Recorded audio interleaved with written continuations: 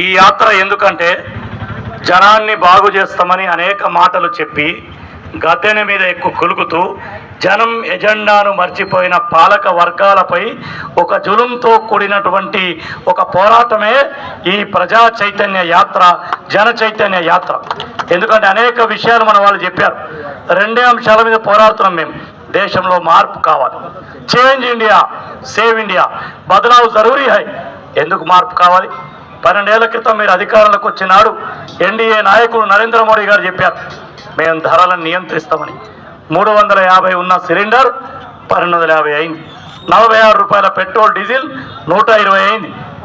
మరి కిరాణా సామాన్లు, కందిపప్పు, మంచి నూనె, చింతపండు, గోధుమ పిండి ఎక్కడికైనా పోని ఏ రేట్లు ఇలా మండిపోతా ఉన్నాయి.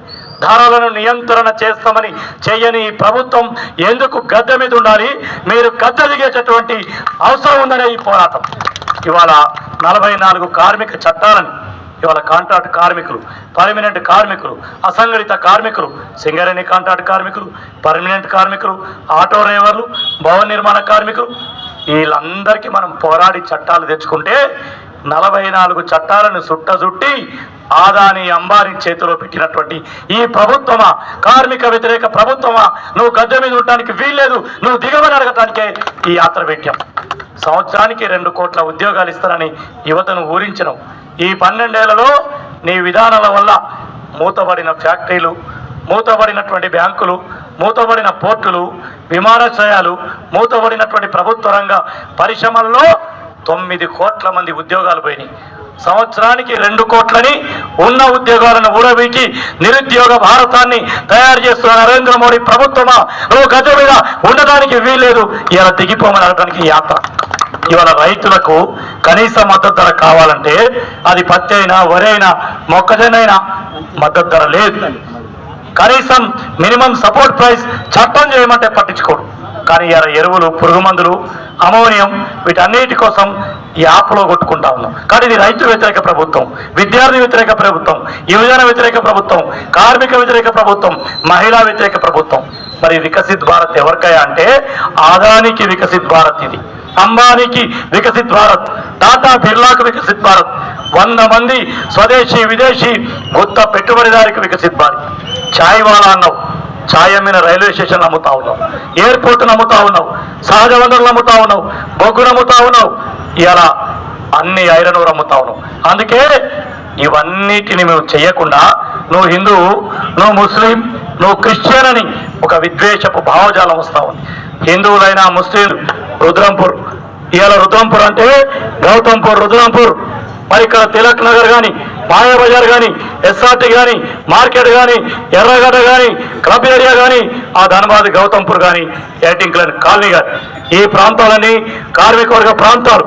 ఇవాళ సింగరేణి కార్మికులు 12th వేజ్ బోర్డు ఇప్పుడు దాకా ఇయ్యలేదు. ఎందుకు ఇయ్యలేదు అడుగుతా ఉన్నాం. ఇలా కింద ప్రభుత్వాన్ని పోరాడదాం రమ్మంటున్నాం. సింగరేణి కాంట్రాక్ట్ కార్మికులు 40,000 మంది వాళ్ళుంటే 30,000 మంది ఉన్నారు. ఇవాళ రికార్డు ఒక కార్మికులు. వాళ్ళకి ఎందుకు సమాన పనికి సమాన వేతనం అన్న సుప్రీంకోర్టు నినాదాన్ని ఇవాళ ఎందుకు పట్టించుకోవట్లేదు? కనీసం అప్పుడు దాకా 18,000 రూపాయల వేతనాన్ని అమలుపరచండి, స్కిల్కి 25,000 ఇవ్వమంటే అది కూడా ఇవ్వట్లేదు. అందుకే ఇలా కాంట్రాక్ట్ కార్మికుల సమస్యలు ఉన్నాయి, పర్మినెంట్ ఉన్నాయి. ఆటో డ్రైవర్లు 12,000 అన్నారు, ఏమైనా అడుగుతా ఉన్నారు. ఆ సమస్య పరిష్కారం చేయాలి. వారితో పాటు రుద్రంపూర్ అస్తిత్వం నిలబడాల. ఎస్ఆర్టీ వెళ్ళిపోయింది, మాయాబజార్ వెళ్ళిపోయింది. అక్కడ నిర్వాసితుల వాళ్ళ కోసం మనందరం ఐక్యంగా పోరాడినాం, ఏకమై కొట్లాడినాం, రాజకీయాలు వదిలిపెట్టి. సరే ఇవాళ స్థలాలు గంగా హుసేన్ బస్తీ, పీన్ బస్తీలో వచ్చినాయి. కానీ వాళ్ళందరికీ మన సిఎస్ఆర్లో మేము 50 ఇళ్ళు ఇస్తాం, 70 ఇస్తామంటే ఎమ్మెల్యే గారు చెప్పారు. కానీ సరిపోవు. అందుకని ఇవాళ అందరికీ ఇళ్ళు నిర్మించాలి. ఇటు ఎమ్మెల్యే గారి వైపు నుంచి ఎంత మ్యాక్సిమం చేయడానికి సాంబశివరావు గారు ఈ జనం నుంచి, కార్మిక వర్గం నుంచి నాయకుడైన ఆయన చేస్తాడు.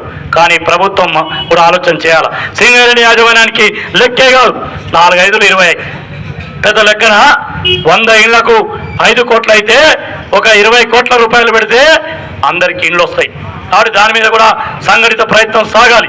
ఇస్తే ఇందిరామన్పూర్ 10-12 ఓట్లున్న ప్రాంతం, ఈ 3 పంచాయతీలు, ధనబాద్, గౌతంపూర్, దీన్ని నిలబెట్టుకోవాలి. దీనికోసం పోరాడాలి.